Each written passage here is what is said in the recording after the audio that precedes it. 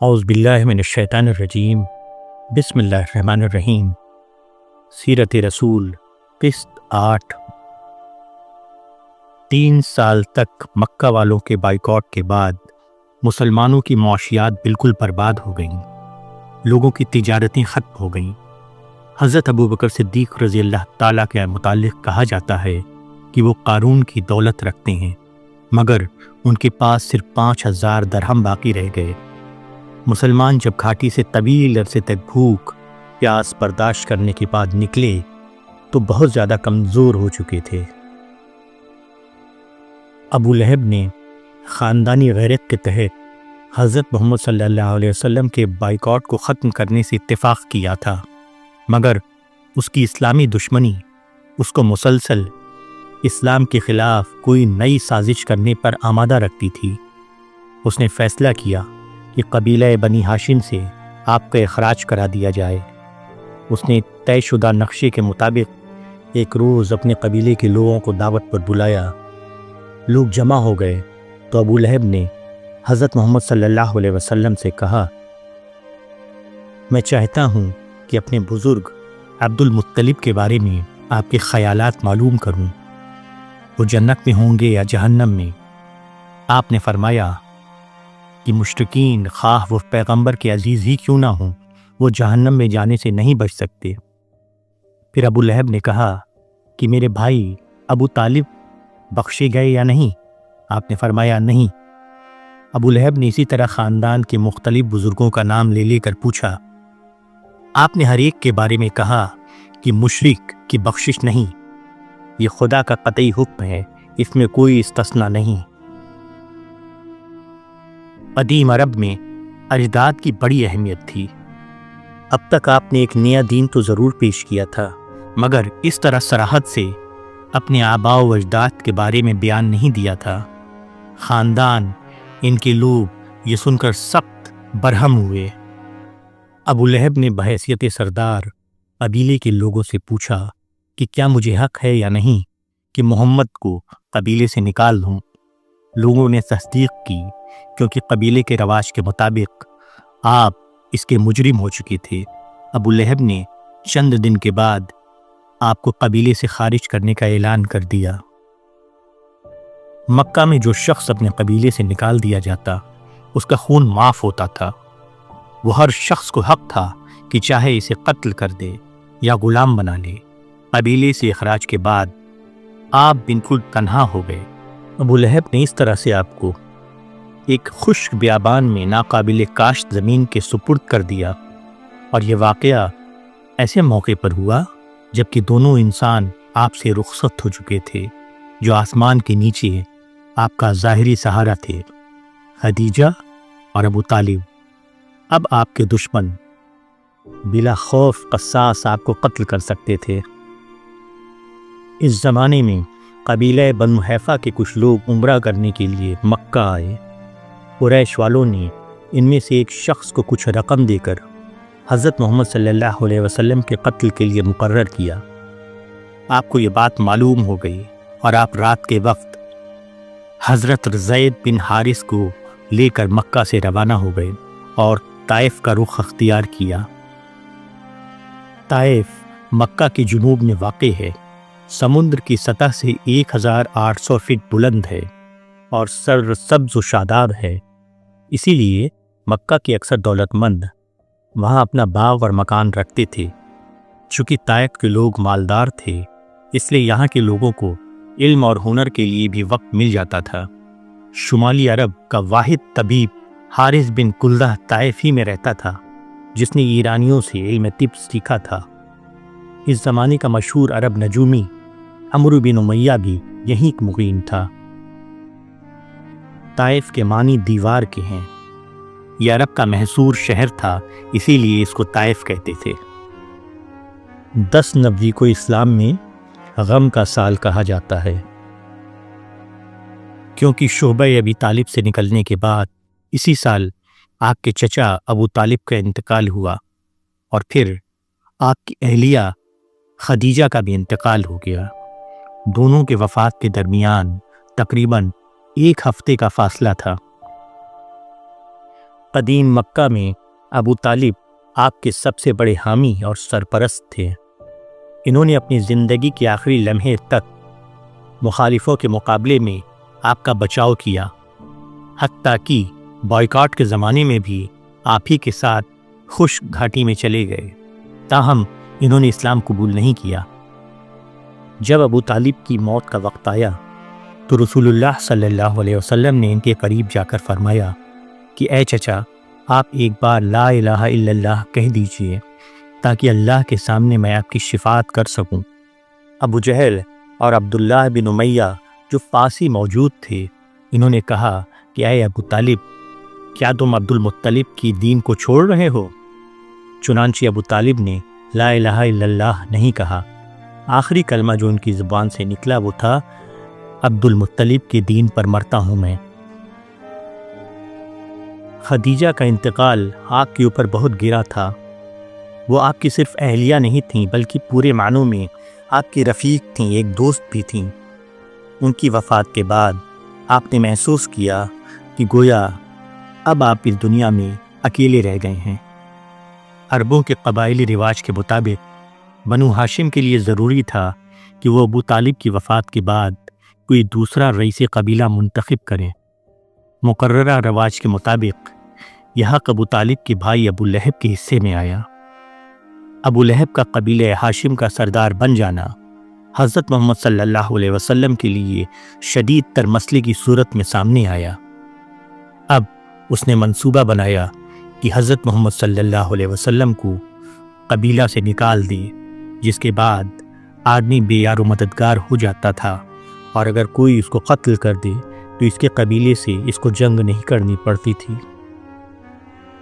مکہ والوں نے اس سے پہلے بھی یہی مطالبہ کیا تھا۔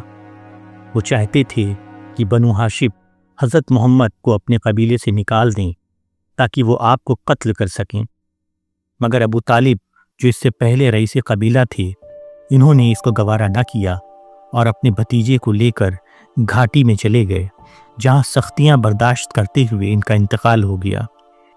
یہ بات بہت اہم ہے کیونکہ عرب کے ہر شخص ایک قبیلے کا جز ہوتا۔ قبیلے سے کٹنے کے بعد اس کی کوئی زندگی نہ تھی۔ ابو لہب نے حضرت محمد صلی اللہ علیہ وسلم کو قبیلہ بنی ہاشم سے خارج کر دیا۔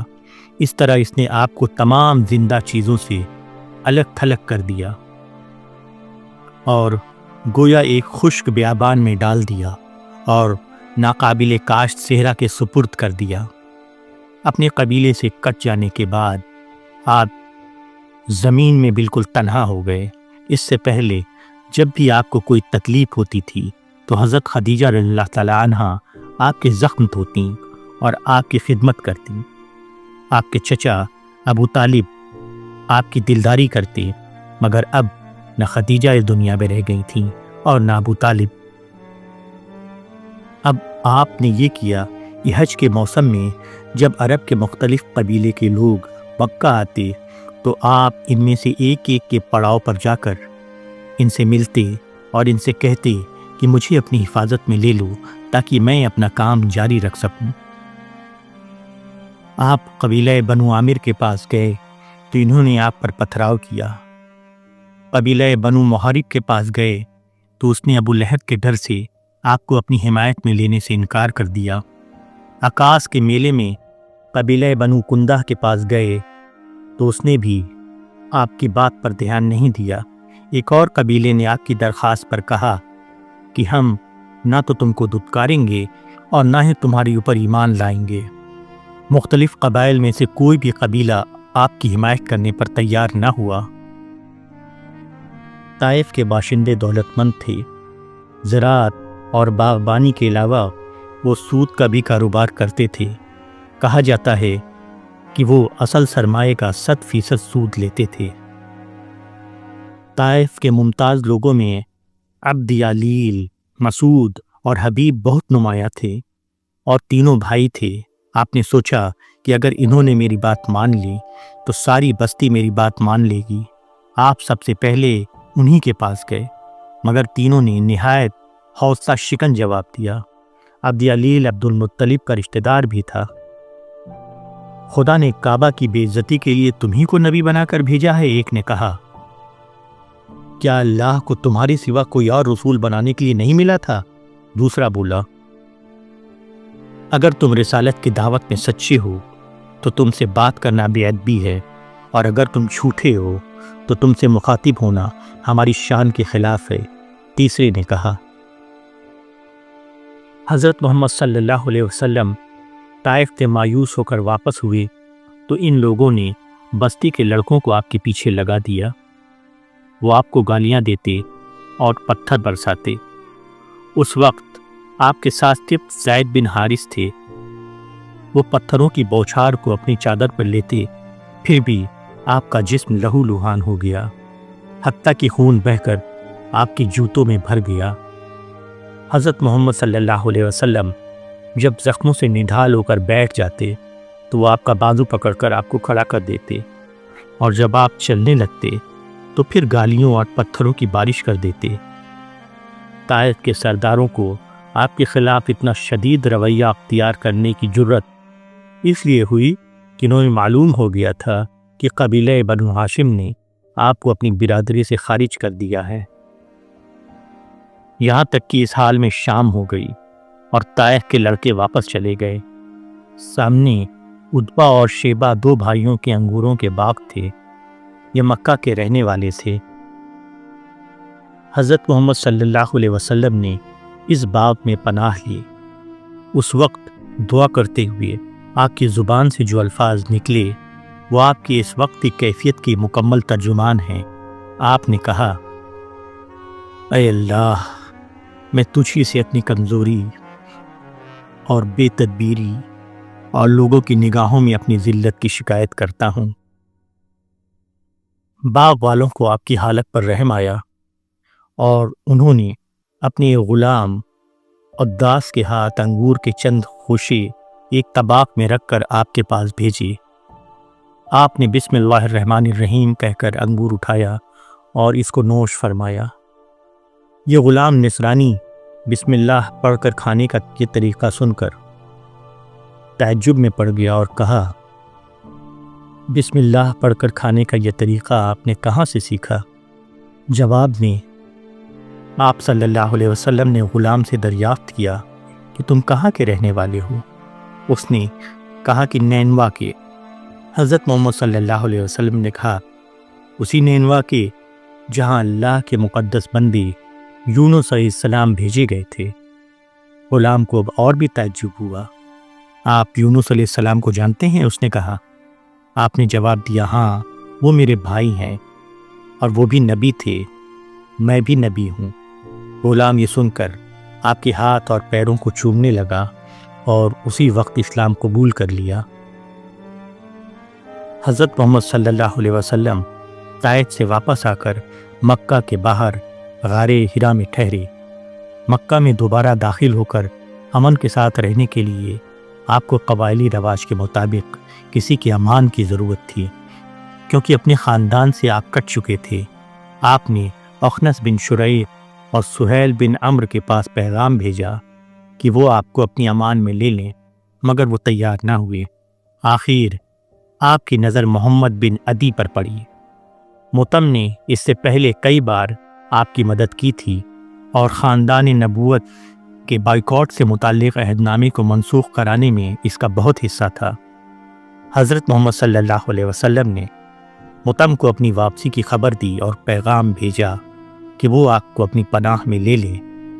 مطعم نے فوراً اس کو قبول کر لیا اور اپنے 6 بیٹوں کو حکم دیا کہ اسلحہ بند ہو کر جاؤ اور محمد کو واپس لاؤ۔ مکہ میں داخل ہو کر آپ نے سب سے پہلے کعبہ کا طواف کیا اور مطعم نے اعلان کیا کہ میں نے محمد کو پناہ دی ہے، خبردار کوئی ان کو اذیت نہ پہنچائے۔ مطعم کی سامان نے آپ کو موقع دیا کہ آپ دوبارہ مکہ میں رہ کر نبوت کا کام کر سکیں۔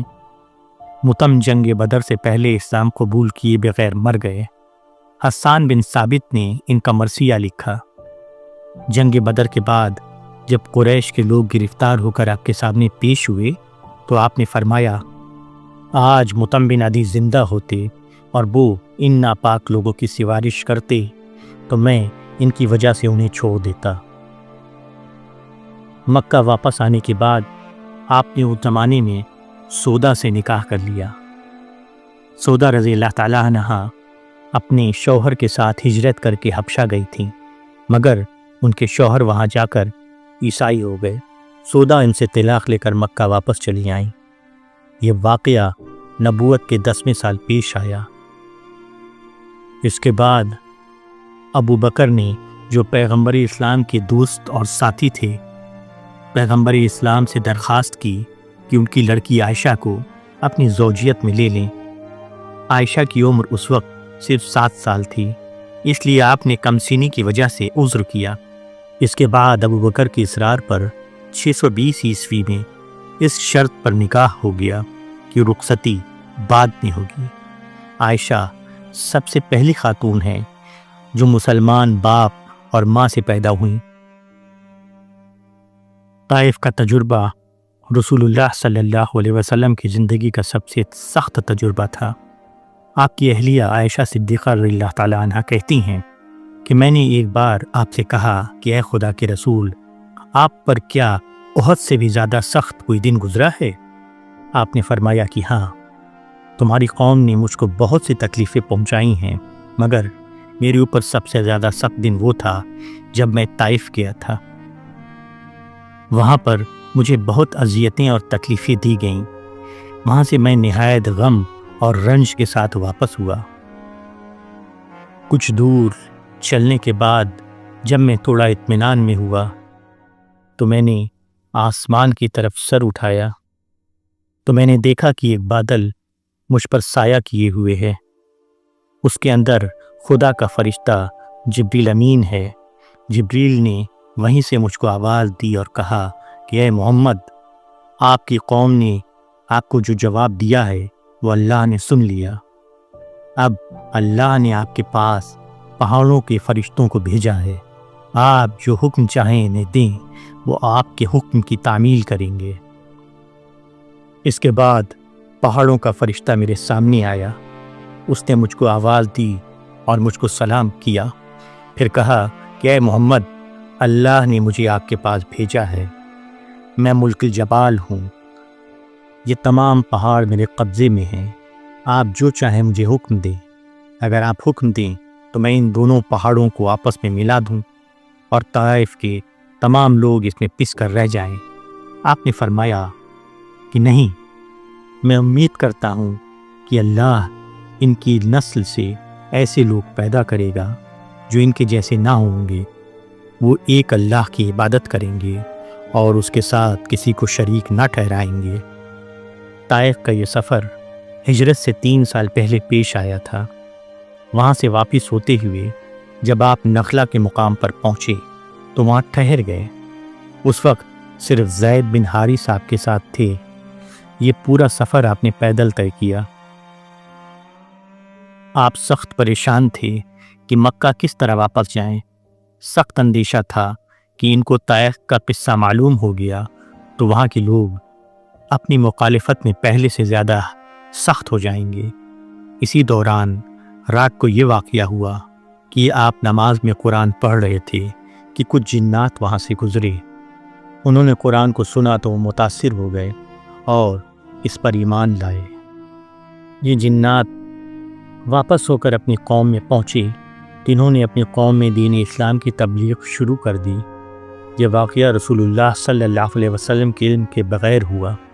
اس کے بعد اللہ تعالیٰ نے قرآن کے ذریعے آپ کو اس کی خبر کی۔ قرآن میں فرمایا گیا، اور جب ہم جنات کے گروہ کو تمہاری طرف لے آئے، وہ قرآن سننے لگے، بس جب وہ اس کے پاس آئے تو کہنے لگے کہ چپ رہو۔ پھر جب قرآن پڑھا جا چکا تو وہ لوگ ڈرانے والے بن کر اپنی قوم کی طرف واپس ہو گئے۔ انہوں نے کہا کہ اے ہماری قوم، ہم نے ایک کتاب سنی ہے جو موسیٰ کے بعد اتاری گئی ہے، ان پیشن گوئیوں کی تصدیق کرتی ہوئی جو اس سے پہلے سے موجود ہے۔ وہ حق کی طرف اور ایک سیدھے راستے کی طرف رہنمائی کرتی ہے۔ اے ہماری قوم، اللہ کی طرف بلانے والے کی دعوت قبول کرو اور اس پر ایمان لاؤ، اللہ تمہاری گناہوں کو معاف کر دے گا اور تم کو دردناک عذاب سے بچائے گا۔ جو شخص اللہ کے داعی کی دعوت پر لبیک نہیں کہے گا تو وہ زمین میں ٹھہر نہیں سکتا اور اللہ کے سوا اس کا کوئی مددگار نہ ہوگا۔ ایسے لوگ کھلی ہوئی گمراہی میں ہیں۔ یہ واقعہ سورہ العقب میں جو قرآن کی 46ویں سورہ ہے اس میں درج ہے۔ یہ خوشخبری تھی جو اللہ نے عین وقت پر پیغمبر کو پہنچائی۔ اس میں بتایا گیا کہ زمین پر بسنے والوں کا ایک گروہ اگر قرآن کو دور کر دے گا، اس کی قدر نہیں کرے گا، تو عین اسی وقت دوسرا گروہ اس کو قبول کر لے گا۔